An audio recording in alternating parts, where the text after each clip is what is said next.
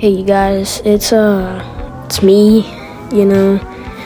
It's really late at night right now, and I felt like I needed to upload this. I feel like somebody out there in the world needs to understand VR from my personal experience, or from any experience in general, you know, because VR may just seem like a bunch of shenanigans and, you know, fun with other people, and it is in a general case, you know, but in certain circumstances, sometimes VR can be kind of toxic. It's, you know, people who make the game toxic, and although that isn't a big problem, posting is one of the main problems, because obviously you can tell from me I don't have a good update schedule at all. I don't upload very much, and I'm small. And I just wanted to tell you guys what it's like from my personal experience being somebody who makes videos off of VR. And like, although I am a kid, I do want to say it's genuinely fun just running around, getting chased, talking to other people who like the same things as me. And sometimes it makes you realize that you'll never meet these actual people in real life. Like, you'll probably never see them again. And it just makes you realize, like, whoa, that's kind of crazy, right? Because people who like the same things as you, they're kind of rare to me, especially if you have like really rare interests, like unique interests. And in this case, VR isn't that unique, but VR as a subject isn't unique, but other things in VR, like games, are unique to like for, let's just say, Gorilla Tag. If you like Gorilla Tag and you meet a bunch of VR people, there's a good chance a lot of them are gonna like, you know, Gorilla Tag as well, because, you know, it's a really big subject. I bet if you tell somebody VR game, they immediately think of Gorilla Tag because it's really big. But let's say something like Big Scary. Big Scary is also big, but it's not as big as Gorilla Tag, so it isn't the first thing that comes into mind. And small games like lead people to, you know, hard to find interests that you like. And it's not common to find things like that, like people who are ultra fans of these things. And to think that some better examples of these situations are like Lethal Ape, which is an old game a lot of you might not remember, but like something like Lethal Ape that has fallen off because of some big thing like being discontinued. That's what leads people to essentially not forget about it. And it's hard to find the same people like Lethal Ape like you. I made a lot of videos off of Lethal Ape. It's gotten me to, you know, this place where I am right now. But finding people who like that game is kind of hard. There are people who obviously play it, but I haven't found a video posted in a while about it.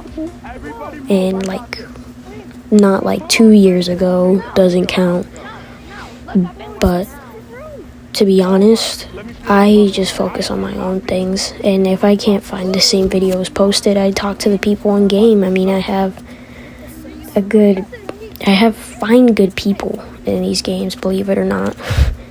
And these people themselves are really nice to talk to sometimes. Like that guy with the rainbow boombox there, he was vibing with me in the elevator, just having fun, because in these games you find different ways to have fun besides the main subject of running from monsters and everything. It's crazy, because people in general are hard to find like that, especially in games like Scary Baboon that have gradually lost players before they had, like 1 year ago when the update was normal. There was bugs everywhere.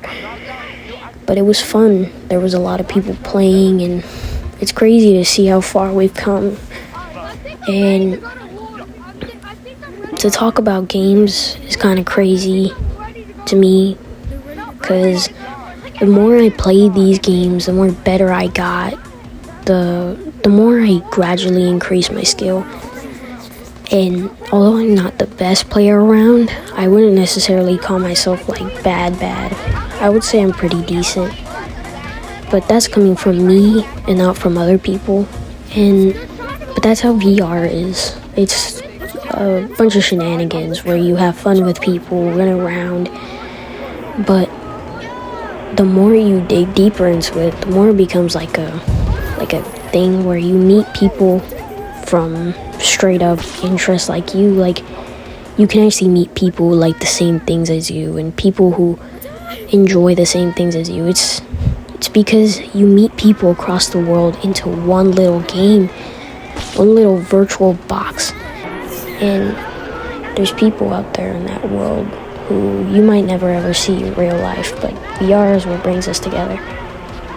And I pay respects to J-Man Curly, who, to be honest, was my first interest in VR. When I saw him first play it, like, I watched him for a long time. I really enjoy watching his videos. They are what kept me going, playing VR, trying to make videos.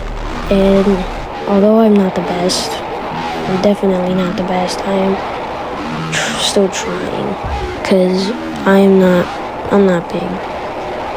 But I know there's somebody out there in this world who needs this message, because you never know, to be honest. Like, to think, I actually had, like, my first experience with J-Man Curly is what got me into this whole trying hard thing. And I first met him in his first game, like Schmappin'. I was 2 days into playing the game, and I actually met him. I'll put a meeting, like, when I met him up on screen. Meeting him allowed me to continue on and keep going, making videos. And even though I don't make a lot, I still try a lot to, continue. Although he has a lot to do, it was still pretty cool to just kind of see him there playing his game. And it was really late at night. I was sitting down and playing too, so it was really hard to move. But it was really fun to play the game, and he has a new game called Wizard, and I play it. I actually have it installed. My favorite element is actually Earth, because it's really OP in my opinion. But playing with the people in that game too made me realize what it's like actually being together as a community. To the people who really need it, is your experience matters. Don't think that since you're just small that you're not as big as the big guys, the top notch, that your part doesn't matter. Why are you still here if it doesn't matter? Bet y'all are done hearing me yap, so bye.